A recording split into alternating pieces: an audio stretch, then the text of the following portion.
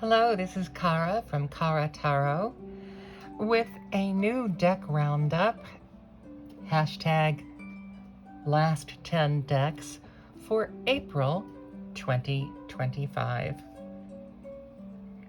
Some of these I've done a little bit of work with, but most of these are ones that came in recently. And I'm going to start right off with a bright and beautiful, colorful one. Aisha and Mark Lerner's Inner Child Cards Fairytale Tarot, illustrated by Christopher Guilfoyle. Has a nice box. The cards do slip around a little bit in the box, but that's okay. And this is a revised edition. I did get this directly from her, and it comes with a really wonderful book, Inner Child Cards, a Fairytale Tarot, with nice descriptions of the cards and the ideas behind them. These have obviously being inner child cards, they have a psychological component to the way of working with them. They also have a new companion book for this deck called Inner Child Cards Workbook. Further exercises with the Fairytale Tarot. So if you have these cards and you like them and you've worked with them, you can then definitely add to the work that you've done with them. I'm looking for a year. I know these are not, it's not the newest deck, even though it's new to me. Reissued initially 1992, reissued in 2002. Now there are a lot of other fairy tale decks out now. I have Tarot of the Divine, which I would quantify as a fairy tale deck. I will start going through these just as a flip through of these. One of the things I particularly like about this deck, without saying what I don't like about the other decks, is the borders. This is not an art style that I typically like. I don't usually like kind of primitive, childish style art, but it works very well with this deck. But I like that the borders are different for each suit. And so these are wands, but that all have a butterfly. And one of the things you will notice, let me move these down, is that the minors sometimes focus on a particular character from a story. Sometimes they focus on an idea from a story. Now, here the border changes a bit to leaves, and these are the Guardian of Crystals. These would be the Pentacles. We have Santa Claus. So as I say, sometimes an idea from a story, a concept from a story, or an individual character from a story, and sometimes a particular action from within a story. And that's what's happening with the minors. And here again, you see a different border now that we're with the swords, and these do have a sword and a flower. So these are, let me lay these out. Child, which is easily identifiable as page. Seeker instead of the knight. Guide instead of the queen. And guardian instead of the king. And in most of them, as with these, you don't have a direct correlation to those other ones. Child is easy because we think of the pages as children. Child, seeker, guide, and guardian.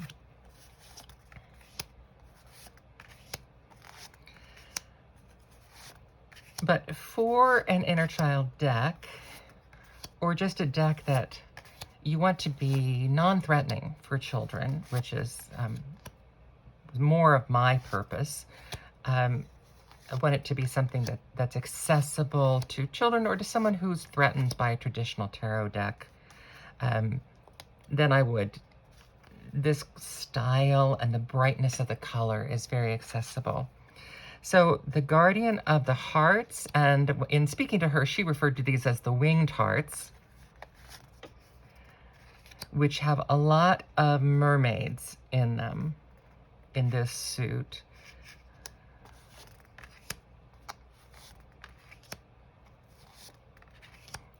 Since she keeps the elements the same with the suits, which is, if you're going to change names, you know, keep the elements. I like that. Don't change everything, because then you make a deck much too difficult to work with. Now we're getting to the majors, and the majors. This is the only card I find really creepy. That little ghost baby, but she has there's a specific fairy tale in mind for that. But every time I see that, I go, and maybe I should with the world card. Maybe I need a little more of that as I think about the world card. So the three little pigs for judgment. And in the book, she does talk about the story, but she does always mention what the traditional card would have been. And that is not always easy to correlate from the choice of the story. And now, Wishing Upon a Star, that's easy. Cinderella as the moon, a little more obscure. The Yellow Brick Road to the Sun, again, don't know if you would necessarily connect those. Rapunzel in the Tower, some of them you just say, oh, of course. The Big Bad Wolf and the Devil, of course.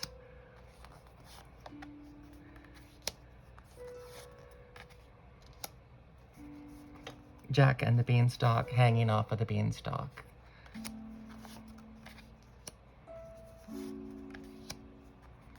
Alice in Wonderland for the Wheel of Fortune.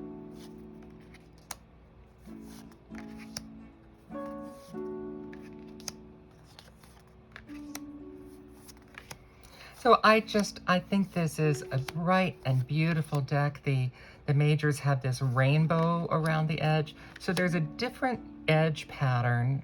And here, instead of any symbol for the majors, they have the numbers for the majors. So Rider-Waite-Smith system with some significant changes. A beautiful deck. Now, I will say, one card was missing when I got mine, and I think I was the first person to notify her that this was a new printing. And apparently there were other people that had different cards missing. But let me tell you what a joy she was to work with while she was receiving the bad news that a card was missing, and then discovering that other decks had cards missing, because that's always a frustration for a deck creator. Is the printing process can be frustrating anyway. And then she was so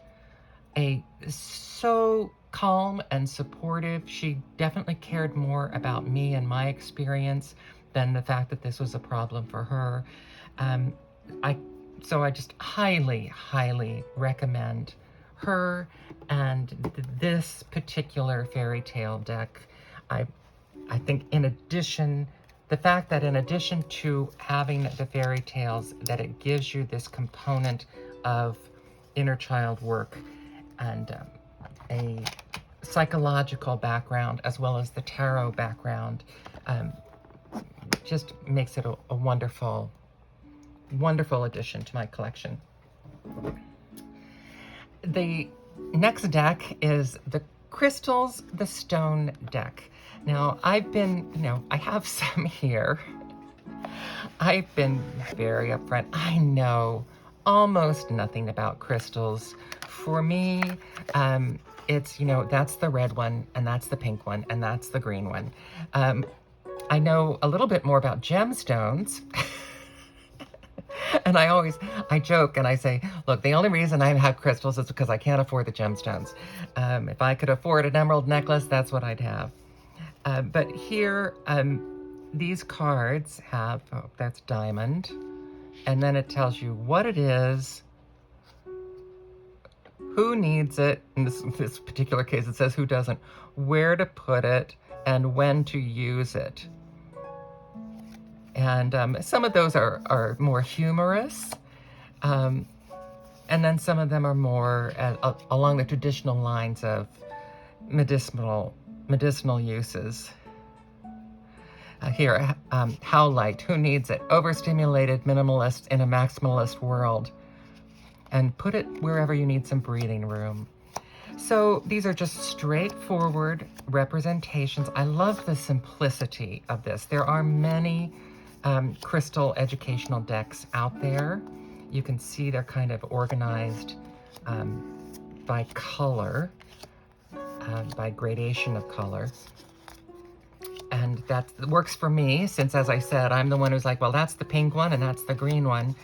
So this is, I don't anticipate ever getting tremendously into crystals. It's, although I have always collected rocks, and I actually, when I was a preteen on a beach, I found a ham-sized rose quartz that I carried around with me for years and used as a doorstop wherever I moved, through college, long after college. And then at some point I left it behind, and I left it behind intentionally, still kicking myself. So I have always been interested in rocks as part of an extension of my just general interest in nature.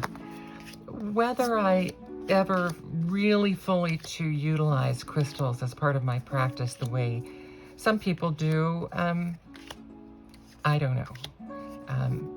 I'll never say never. It could happen.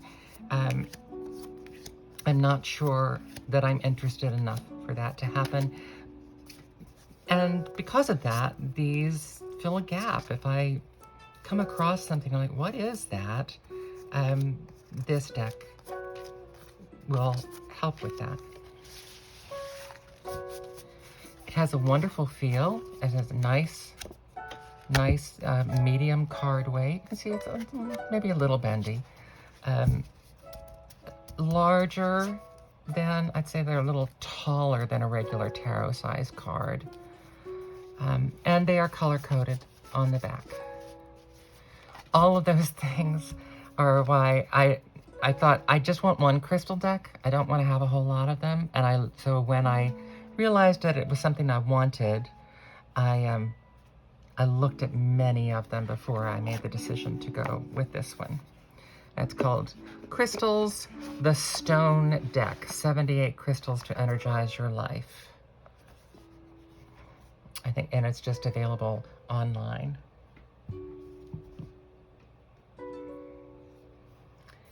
The next deck is an oracle deck, the Sacred Blessings Oracle Deck by Evening Star, 44 oracle cards with guidebook. As many of you know who follow me on Instagram, I often use oracle cards for pick 4 layout. This has a nice guidebook that delineates the meanings intended. I would say, although I have not used it yet, that you would probably want it with this. I am using these in a more intuitive way currently because they have one keyword on the cards. So life force, the fifth world. Now,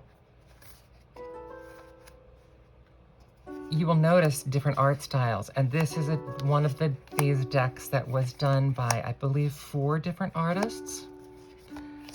So it's kind of a compilation deck. So you have a variety of styles, but you know, they're all working together on this idea of sacred blessings. the tree, magic, freedom, the labyrinth, fertility, abundance.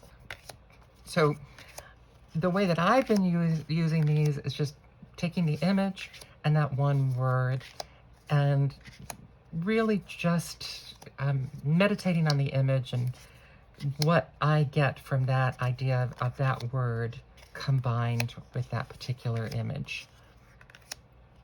But then, as you can see, there's a good page and a half on every one of the images.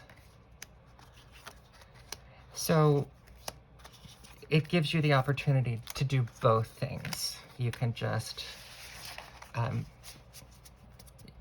use it as an intuitive image with a keyword, or you can delve more into it. Nice size. I like big decks, and I cannot lie. So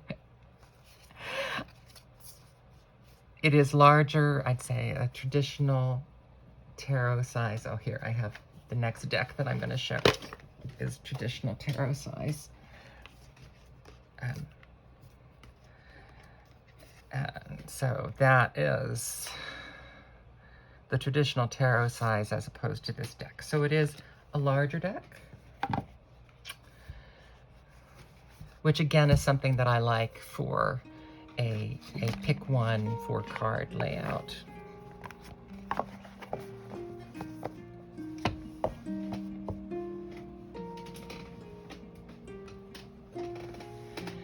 Next up, some of you may recognize the lid of this box. This is the Metanoia Tarot deck with, I know you've probably seen this in other channels and other forums, these beautiful baby blue edges. It comes with those.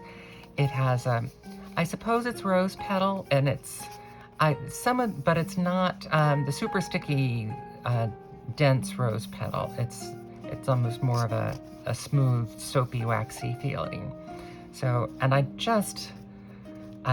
had to have this for the artwork. I'm kind of a sucker for any Marseille deck that does not have the traditional artwork. Oh, and it also then it includes cards to help you read. And it has an extra card, The Time Is Now, and It Takes Time, sort of the equivalent of a yes and no card.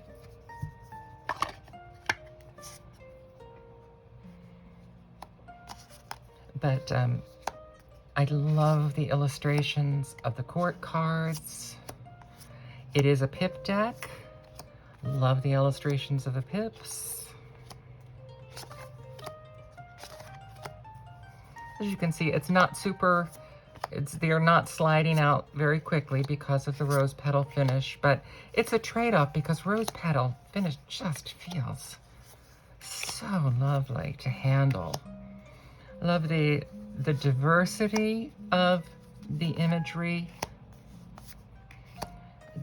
Notice the symbols are almost in shadow form for each suit.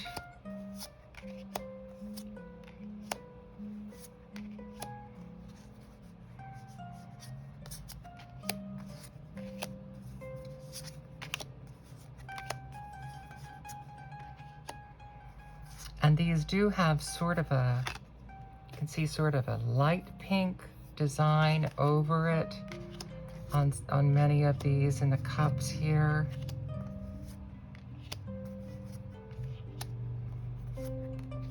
So the cups themselves are the same, but what's around the cups changes, which is beautiful for reading Tarot de Marseille style.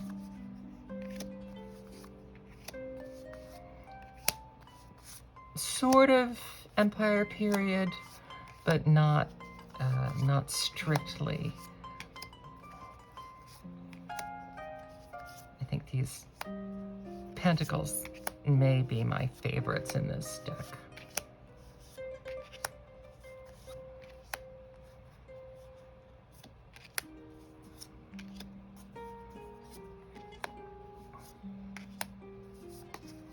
very clear majors. And to me, just beautiful renditions.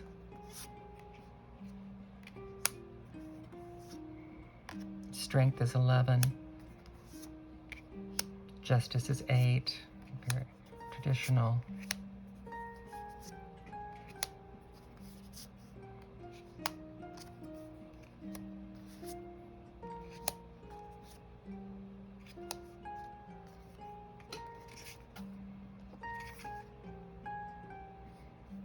And an older lady for La Pépesse. Just beautiful artwork. Lovely elastic card weight that snaps back. I think there's a reason that this deck has been so popular and how it came to my attention to be added to my last 10 decks for April.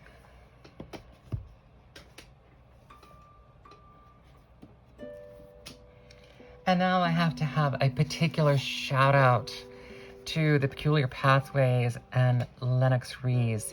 She offered up what she considered to be seconds for a lower price, which enabled me to be able to get this. When I first saw it shown, I was like, eh. And it has grown on me to the point that I almost have a religious feeling about it now. If you're going to get it, get the book. The book is just so detailed and in-depth about the traditional symbols and then compared to her use and depiction of those symbols. It's a wonderful read, as well as helping with the deck, although the deck is traditional Rider-Waite-Smith based. If you remember this deck, it's probably because of these exquisite, beautiful deck backs. One of the most beautiful deck backs that I have in my collection. Now, here, you want to know why this was a second? You see this little... There's a little ding in the corner. That's it. That's why this was a second. And she also detailed on her website, she has some replacement cards because she felt that it's about 5 or 6 cards. She felt that they had just a slight discoloration. Well, it's not something I can see. Again, a lovely pale green edging here that sets it off. But what I've come to feel about these is that, now you know I'm working with the Tizama African Tarot this month, and it also has black and white images on a color background, and it's collage, so black and white collage on a color background. And I have realized that this combination, there's something about the combination of the black and white image on the background with color that feels almost religious to me, almost as if this were a venerated statue in the middle of something going on today. Now, these borders are all different, so that's part of what you're reading in this deck. And it focuses in on a symbol. I was listening to, I think it was something by AnnMaddox, and she said one of the ways that she works with the cards is to try to do a reading where you just focus on one symbol in the card and then one symbol in the next card and really kind of blow that out of proportion, as it's a way of getting to know cards better and practicing, but also it can be a way of reading. And in a way, that's what this deck does.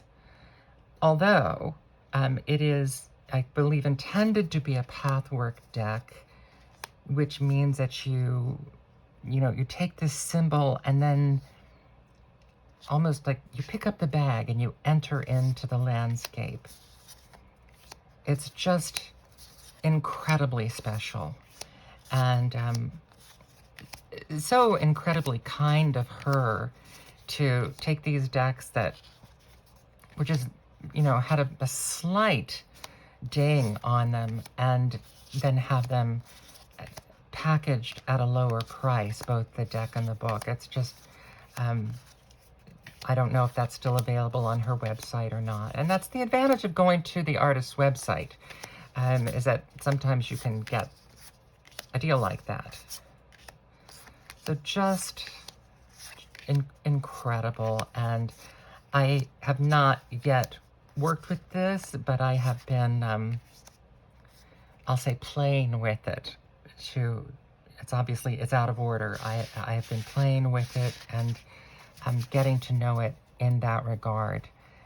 But it just, there are only a handful of decks to me that just feel so incredibly special that they almost feel like they require a reverence. And that's how this deck feels to me.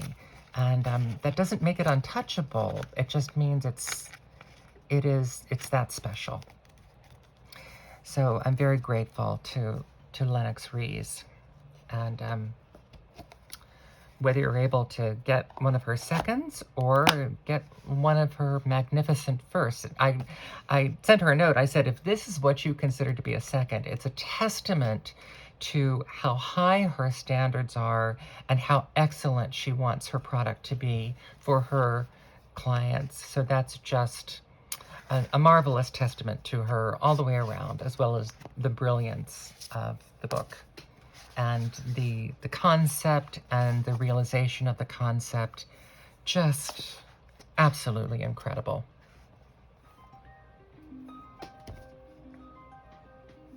The next deck is one I am very excited about. Several of you have seen it. I think I was first introduced to this deck on the channel of Mervat.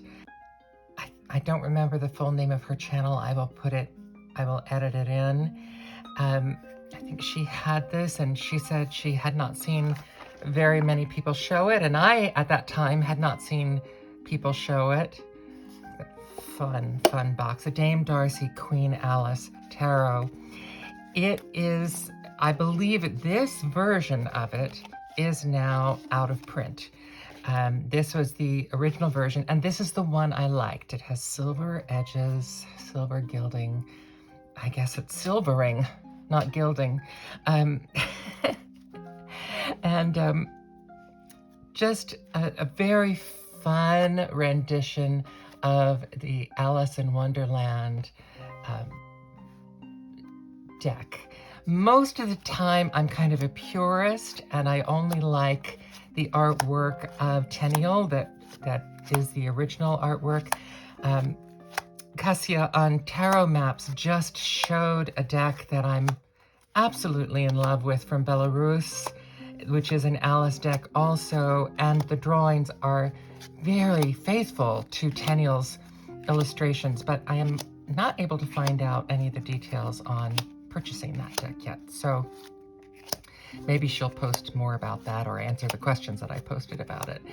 So I have the mini deck, the Wonderland Tarot, and I'm really not a fan of the Disney version of Alice in Wonderland artwork. So it was interesting. This kind of combines a bit of the original artwork, but also with the kind of feeling of some of the 1930s films that were made about Alice in Wonderland that are definitely kind of creepy. So this is bright and fun and very directly resonant with the RWS system.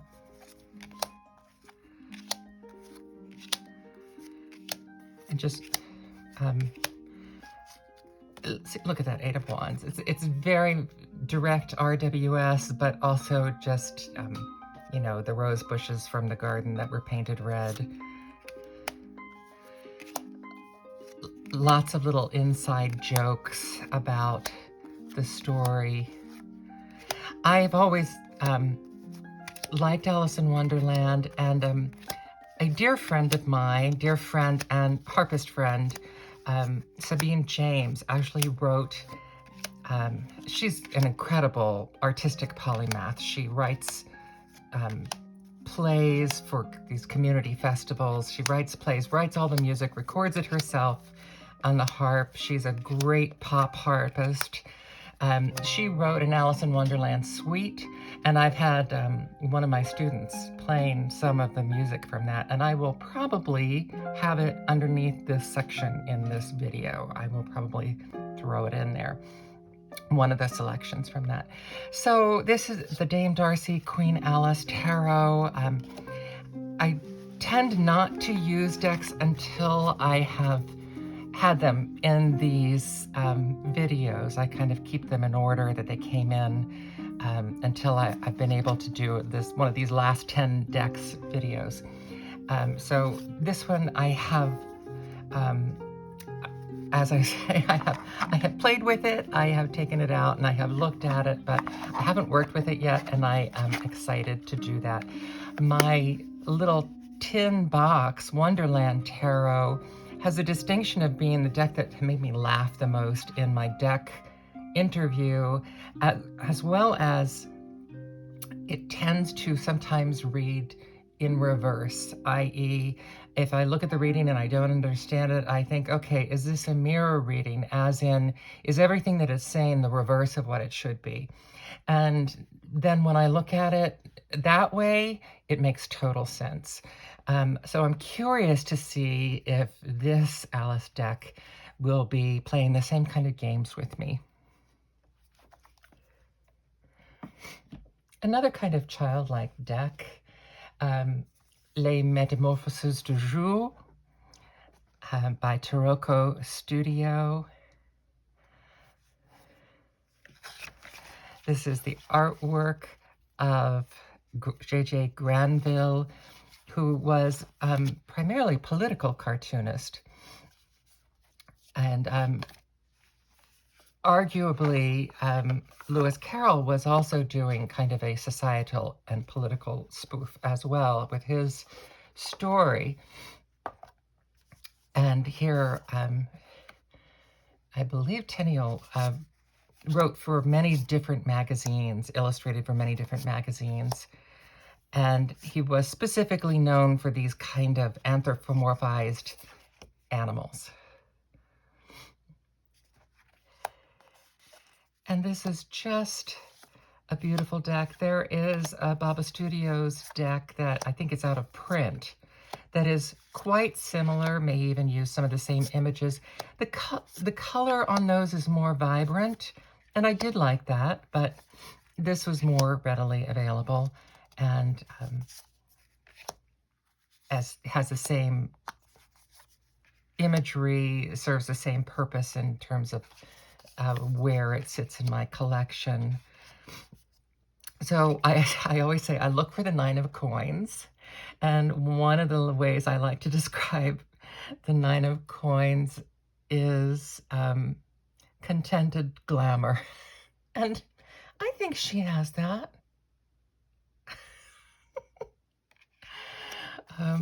I also like the 8 of coins to see actual artistic work being done. This is a woodworker. And the 7 of coins, that just makes me laugh. That's almost Peter Rabbitish.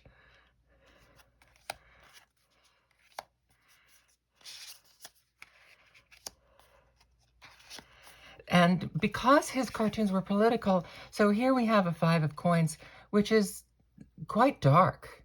And even the 6 of coins, while it's about generosity, is also dark. And that, I think, as I said before, I like decks that have the full range of the color of life.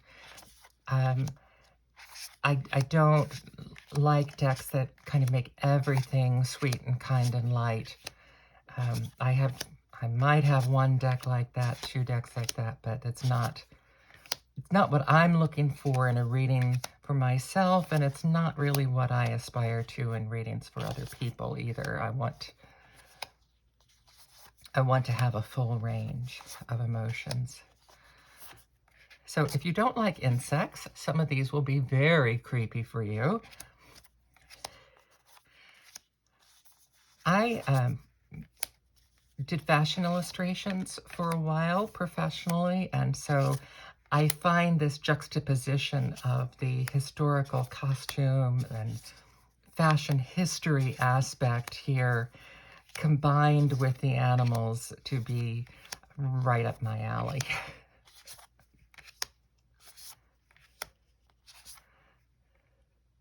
The star, the sun, and the moon are also cards that I particularly look at to determine how I feel about a deck.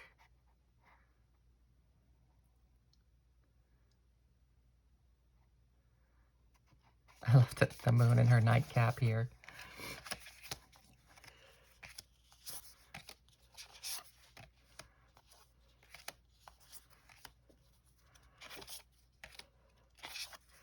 These have a very, again, a soft finish. They don't slide marvelously, but they slide all right.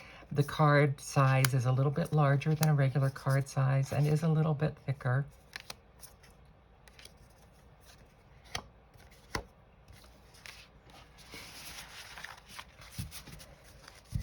And this is Les Metamorphoses du Jour.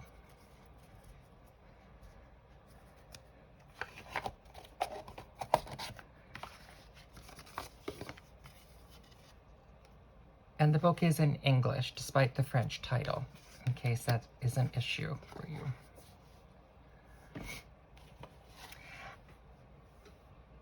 I'm going to have to take another break for blowing my nose. Where we live, this is the pollen time of year. Everything outdoors is covered with pollen. We live in the woods, so that our back porch is, everything's covered with pollen. I have had lifelong breathing problems and sinus problems, so this is a bad time of year for me. It's warm enough that it started to be a little muggy as well, and so the heavy humidity and the pollen together, for me to just walk down the driveway to the mailbox and back, I have difficulty breathing. So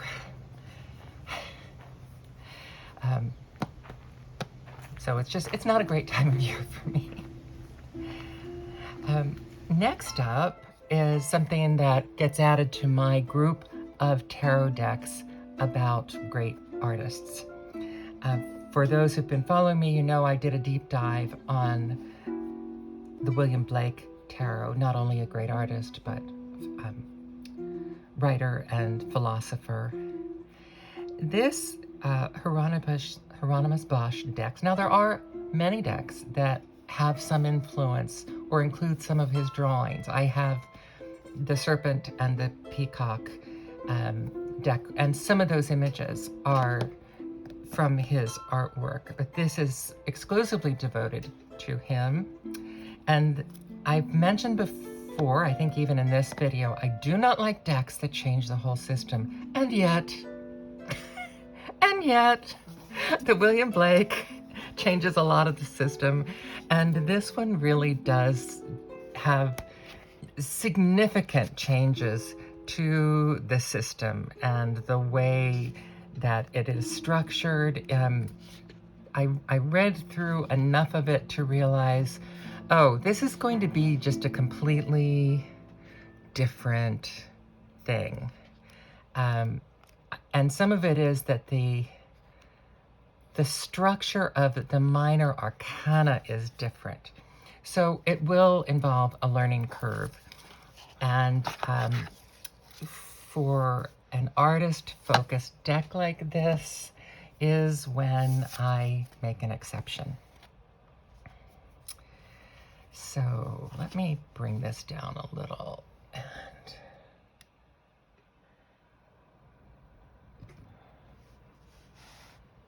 And we'll just kind of go through them. These are straightforward, but right away, the High Priestess, the Mistress of Terror. Control, submission, and feminine power. Significant difference. The Virgin Mother. Kings of the East. Instead of the Hierophant, the Surgeon. The Lovers. Deception. Ignorance. Illumination. The Table of Plenty. The Flower Pusher. The Barrel Boy. Death.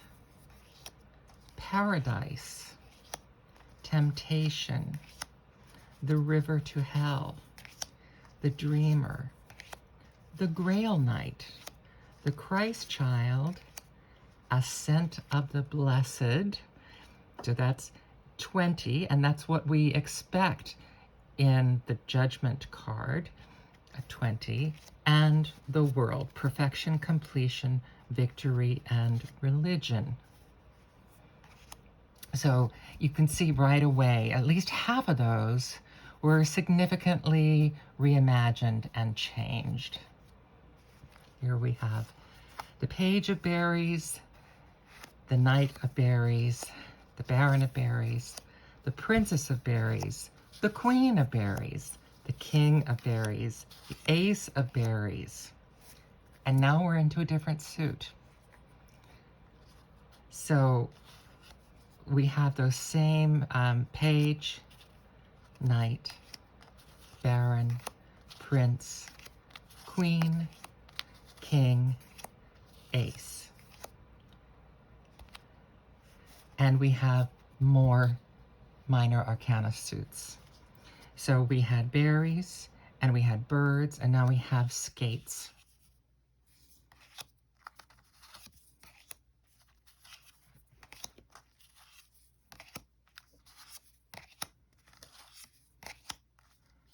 And now swords.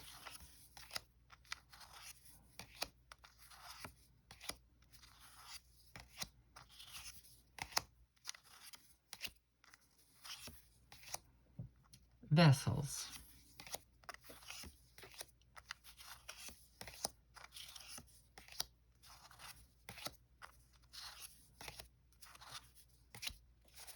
Books.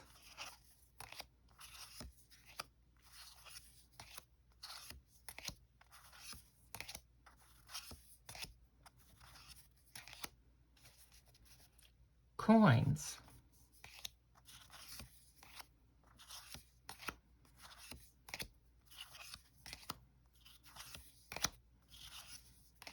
And finally, the sins, the sin of wrath, the sin of lust, the sin of sloth, envy, gluttony, greed, and pride. So you can see the structure is quite different. And to read with this deck, and I usually don't even keep a deck if I don't intend to read with it. The Holy Grail Tarot is one that I will not be keeping because that had a complete rewrite of the renaming of the majors and rewrite of the system that really required you to know the Grail history, and it really is a Grail history card deck in the form of a tarot. And you could say this also is a Bosch art deck in the form of a tarot because it is so different. And yet, as I said, I make an excuse for artists that I like. I collect decks that are created to honor great artists. And here, I mean, we have another one right here. So, and actually my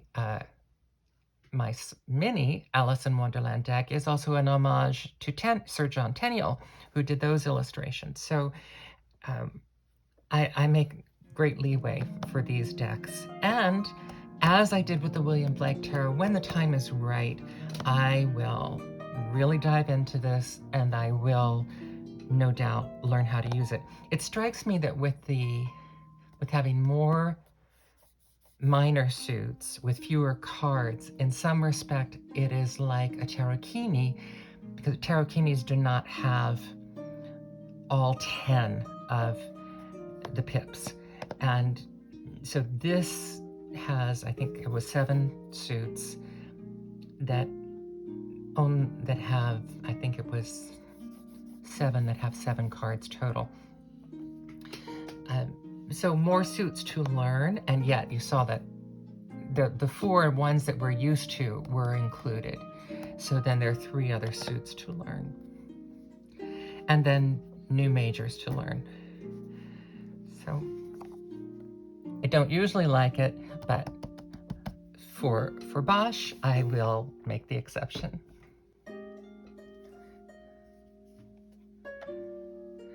I think the next deck is probably not new to people. This is a Lenormand, and as I've said, and as you probably realize, I don't have many Lenormand decks. This one, the artwork is so beautiful, and it reminded me, I have the Wisdom of Hafiz Oracle deck, which has incredibly beautiful artwork, and I'll go ahead and keep these separate right now. You can just see these lovely illustrations, but I want to show you something here too that I didn't realize until I saw someone online working with this deck. These illustrations fit together to form a picture. So it's as if you're inside looking out the window at this vista, or this vista. I just adore that aspect of this deck, that it all forms, as long as you're in one line, it's forming a picture. And that suits the Lenormand style very well. I know there are some tarot decks that do that. Actually, it's one of the reasons I got the Holy Grail Tarot, because the artwork fits together like that. But I was not only unhappy with the system of that deck, I was unhappy with the really paper-thin card weight of that deck. It wasn't a good tactile experience. It was just a lovely visual experience that required a whole lot of learning, and that just wasn't where I was willing to go. But here we have this beautiful, the traditional symbols, but all done in this lovely style.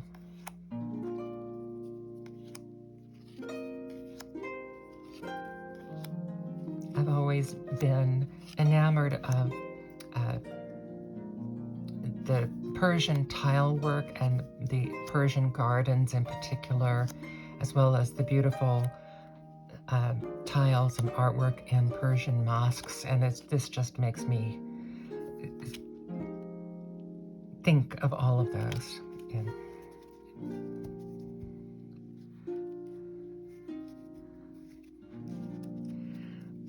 The Rana George Lenormand, artwork by Callie L. French.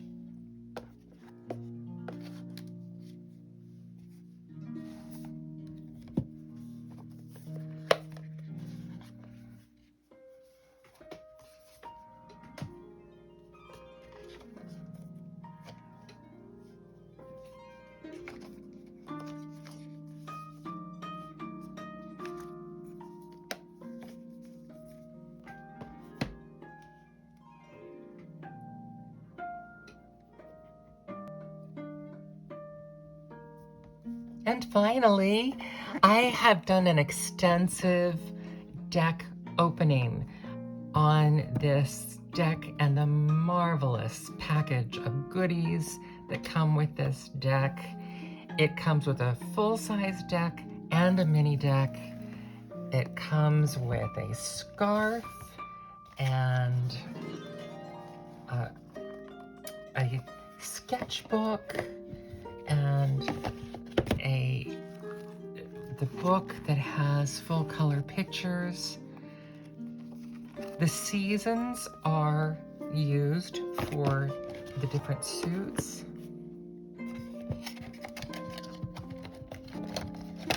And so in my deck opening video, I went through the full-size version. So I'll go through the mini version.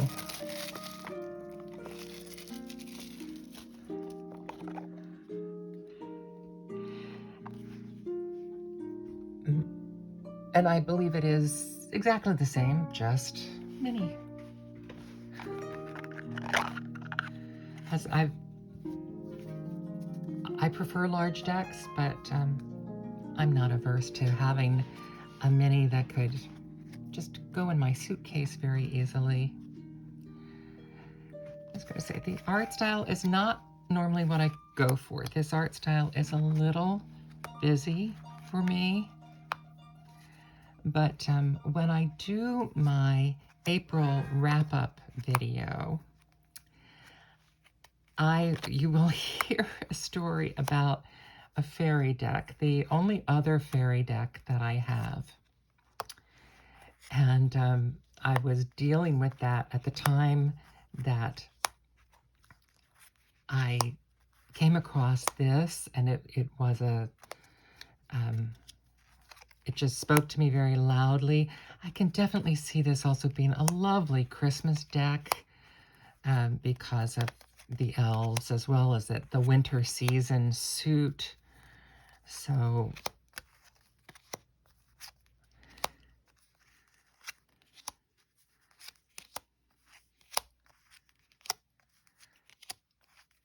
beautiful use of color, and you can see the colors do shift. We've shifted now into summer, and it's more green. More blues and greens in the summer.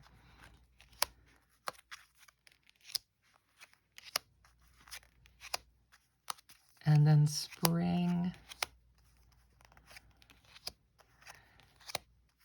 has more yellow greens, but also highlighted with purples, the way spring is with crocus and those and other things. Cards like this are definitely up my alley. The Knight of Spring.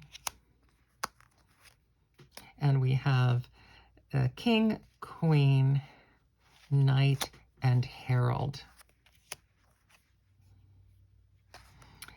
And then we get into the majors, which are still very faithful to Rider-Waite-Smith. Different titles, but it's quite easy to see how they relate.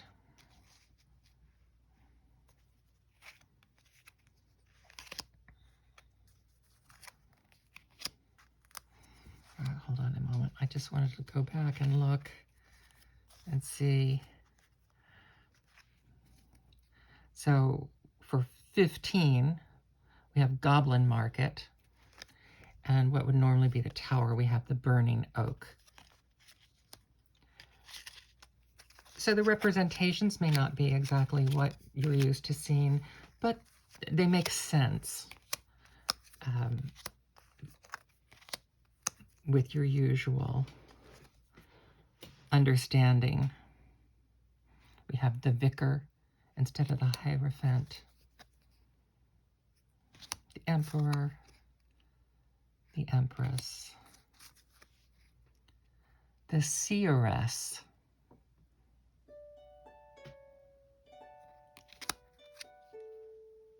the Conjurer, and the Fool. So that's the mini version of the Victorian Faery Tarot. And as I mentioned, it's a huge box of goodies that come with this. You get the full-size deck, this wonderful box that I'd say is at least, it's close to at least 5 by 10, and then it's a good 3 inches deep, if not larger.